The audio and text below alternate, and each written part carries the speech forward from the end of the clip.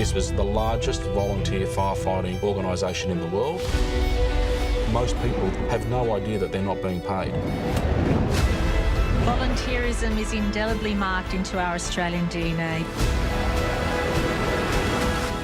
This summer, this took on a whole new meaning. A Fire Inside premieres Monday, December 13 on 9.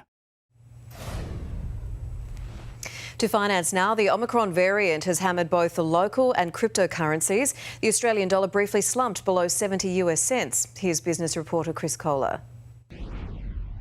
The Australian dollar briefly slumped below 70 US cents for the first time in a year and a half before regaining some ground today. Global investors are worried about the impact of the new COVID variant and are abandoning anything seen to be on the risky side of things. And that included cryptocurrency over the weekend, that market dropping $500 billion. On Friday, Bitcoin was trading at 57,000 US dollars. Today, it was more like 49,000. The share market finished the day steady. The company behind IGA Supermarkets was the best performer after lifting its dividend. Other supermarkets also produced healthy gains, but buy now, pay later companies Zip and Afterpay were the worst performers, Zip losing 10%. Thank you, Chris. Time for the weather. Here's Jessica. Thanks, Brenton. Still really sunny in the city. It's a little bit windy, and now we've had this cooler change that came through this afternoon. It's not really bringing much in terms of rainfall, but just pegging the temperatures back. So earlier this morning, in fact, we hit almost 26 degrees, and now it's 20 degrees and looking a little bit milder for the next few days. Across the suburbs, before that little change came through, we made 28 degrees at Mawson Lakes, and we managed to get to the mid-20s. It was around 24 degrees through the southern suburbs around Noarlunga. So through the north of the state today, well, there's nothing really crazy happening, just easy temperatures, dry skies, Port Augusta 29 and Clare 27. It was a little warmer further inland with Renmark reaching 32 and Narracourt 30, but cooler along the coast with Kings Code and Port Lincoln in the mid-20s today.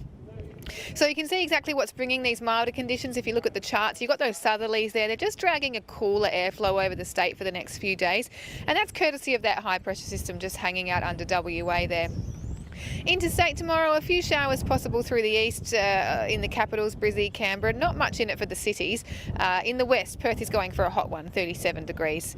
So we'll still be reaching into the 30s through northern parts of SA tomorrow. The towns up the top aren't quite getting those southerlies, but closer to the coast will be in the low 20s around Ceduna, Whyalla, Maitland. And it's a low 20s, high teens kind of a day as we swing further through the south from Kangaroo Island down to the southeast. You got Mount Gambier going for 17 degrees, and on Kangaroo Island, Kings Code is expecting 18 degrees. Tomorrow there's just one marine wind warning, that's for the Spencer Gulf. Elsewhere not looking too bad. Locally along Adelaide waters we're looking at southerlies for pretty much all day to around 25 knots north of Grange during the afternoon. Now that tomorrow there is just a slight chance of a light shower, maybe on the back of the ranges or through the hills, maybe the southern suburbs during the morning, but there's not really much in it. It's a mostly dry day.